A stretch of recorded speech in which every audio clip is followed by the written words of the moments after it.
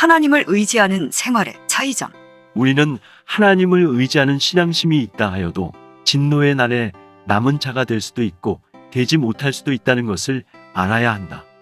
하나님을 의지하는 생활의 차이점이 무엇이냐 하는 것을 본문의 말씀을 통하여 다음과 같이 알 수 있는 것이다. 1. 하나님을 의지하여도 화를 받을 일. 미가서 3장 11절로 12절. 그 두령은 뇌물을 위하여 재판하며 그 제사장은 삭슬 위하여 교훈하며 그 선지자는 돈을 위하여 점치면서 오히려 여호와를 의뢰하여 이르기를 여호와께서 우리 중에 계시지 아니하냐 재앙이 우리에게 임하지 아니하리라 하는도다. 이러므로 너희로 인하여 시온은 밭같이 갈멸당하고 예루살렘은 무더기가 되고 성전에 사는 수풀의 높은 곳과 같게 되리라. 하나님을 의지하여도 진노의 날에 화를 받을 자는 소위 제사장이라고 하면서 싹을 위하여 교훈하며 선지자라 하면서 돈을 위하여 점을 치면서 그것을 양심에 거리끼게 생각도 하지 않고 오히려 여호와를 의지하며 이르기를 여호와께서는 우리 중에 계시지 아니하냐 재앙이 우리에게 임하지 아니하리라 하는 신념을 가진 자이다. 이들의 신앙 상태는 어떠한 것이냐 하는 것을 다음과 같이 말할 수 있다. 첫째, 성직을 직업화시키는 일이다. 이러한 자들은 성직을 위하여 희생한다는 것보다도 성직을 이용하여 자기 생활의 무대를 삼고 있는 것이다. 이러한 신앙을 가진 자는 사람에게 삭슬 받는 것을 목적으로 하고 하나님께서 주시는 상급을 목적하지 않는 자들이다. 그러므로 마태복음 6장 1절 이하를 보면 주님께서 말씀하시기를 너희는 사람에게 보이려고 선을 행치 않도록 주의하라고 하신 것이다. 하나님의 종이 사람에게 보이려고 할 때에 벌써 하나님과는 아무런 관계가 없이 되므로 이러한 자의 기도나 예배는 하나님께서 도저히 받을 수 없고 사단의 회가 된다. 그러므로 하나님을 위한 예배가 되지 못하고 사꾼을 위하여 한 직업화되는 단체가 될 때에 거기에 있는 양떼들은 오히려 이용을 당하는 일밖에는 되는 것이 없다. 하나님의 말씀이라는 것은 하나님의 역사가 내리지 않는다면 그 교훈은 오히려 말씀을 이용하는 일밖에 되지 않으므로 이러한 자들이 가르치는 교훈은 하나님의 아무런 응답이 없게 되니 그 교회는 진노의 날에 황폐화되고 마는 것이다. 교회라는 것은 하나님을 위한 제단이 될 수도 있고 사꾼을 위한 한 단체가 될 수도 있는 것이다. 사꾼을 위한 단체라는 것은 거기에 따라가는 무리들이 하나님을 경외하는 것보다도 사람을 경외하여 두려워하고 하나님을 섬기는 것보다도 인물을 섬기고 진리를 위하여 싸운다는 것보다도 말씀을 한 학과에 불과한 것으로 알며 말씀의 아무런 역사를 체험치 못하고 정통이라는 관념에서 그 신앙이 의식화되고 한 고질화된 형편에서 그것을 신앙 정도로 아는 데까지 들어가게 된 것이다.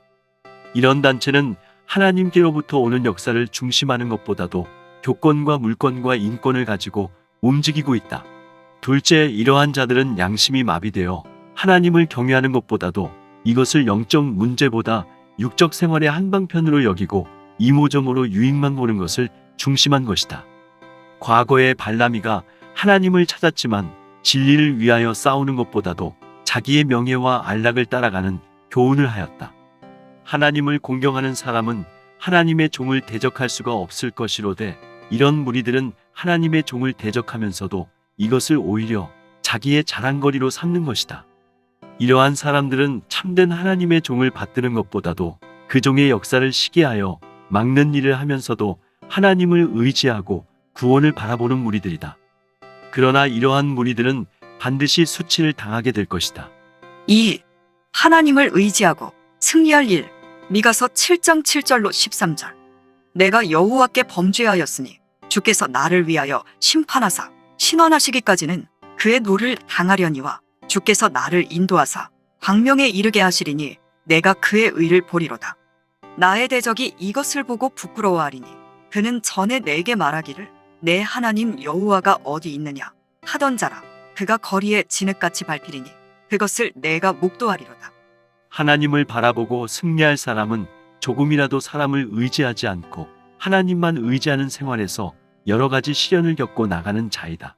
다시 말하자면 여러 가지 난관을 당해도 하나님의 완전 역사를 의지하고 싸워나가는 것인데 다음과 같이 하나님을 바라보는 일이다.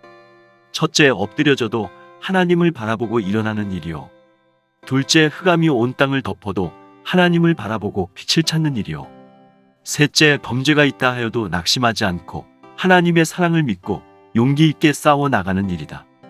이러한 자는 대적을 진흙같이 밟고 나가는 용사가 되어 새로운 시대를 이루는 역사가 있게 되므로 많은 대중을 구원하는 일이 있게 된다.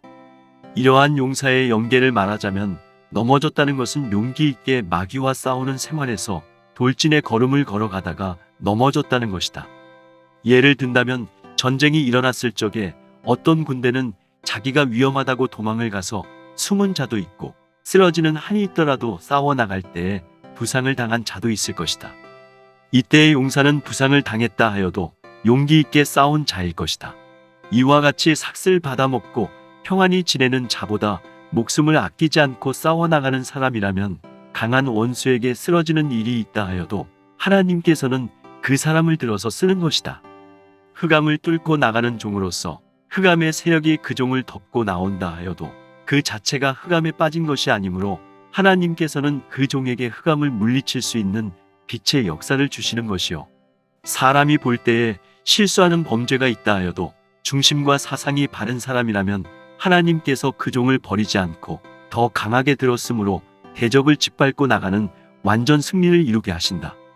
이렇게 되는 것은 하나님께서는 완전한 사람을 들어 쓰는 것이 아니고 완전케 하시는 당신을 바라보는 자를 들었을 때 조금이라도 자기의 몸과 생명을 아끼지 않는 자라면 중심을 보시고 들어 쓰시기 때문이다.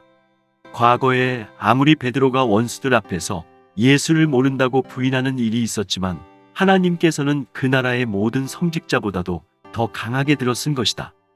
결론. 어떤 종이 하나님을 의지한다 하여도 자기의 안락을 위한 마음이 조금이라도 있다면 아무런 역사가 없을 것이다. 그러나 자기 생명을 아끼지 않고 싸워나가기 위한 자라면 하나님께서 그 사람을 들어서 새 시대를 이룬다는 것을 알아야 할 것이다.